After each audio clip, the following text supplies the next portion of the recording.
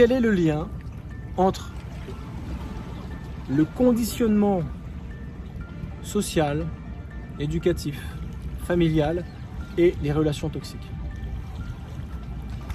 Comme je viens de te dire en introduction, l'éducation que nous vivons dans notre pays occidental, moderne, c'est une éducation qui a tendance à créer des proies potentielles pour les pervers narcissiques et du coup, des pervers narcissiques. Notre société crée ce type de profil, véritablement. Parce que l'éducation professionnelle qui nous amène à apprendre un métier, étudier pour avoir un savoir-faire et après travailler, il est essentiellement axé sur le cerveau gauche, l'hémisphère gauche de notre cortex.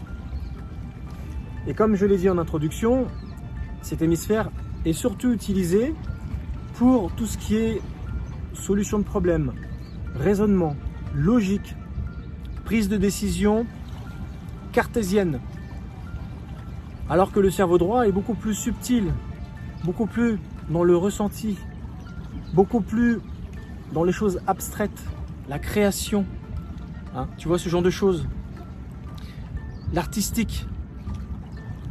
Alors on se dit mais oui, mais c'est secondaire. Pourquoi ce serait secondaire?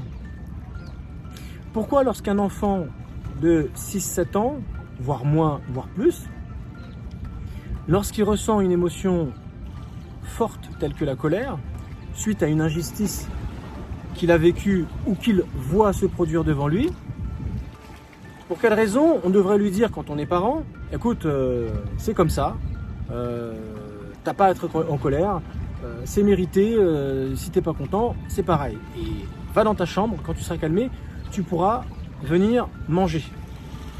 Alors si tu étais déjà à table et que tu allais entamer ton dessert, ben, tu as un petit peu les boules. Ta colère fait que tu vas pas manger ton dessert, tu as le goût sucré dans la bouche. Si toutefois tu avais commencé, on te dit d'aller dans ta chambre parce que tu fais montre d'un ressenti qui est là en train de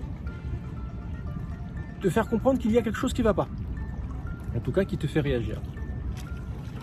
Si jamais tu es triste, on va te dire, bah, c'est normal, c'est la vie, tu sais, hein, tu as un enfant, quand tu seras adulte, tu vas comprendre beaucoup plus de choses et tu verras que... Mais si l'enfant est triste, est-ce qu'il faut l'inviter à ne plus l'être?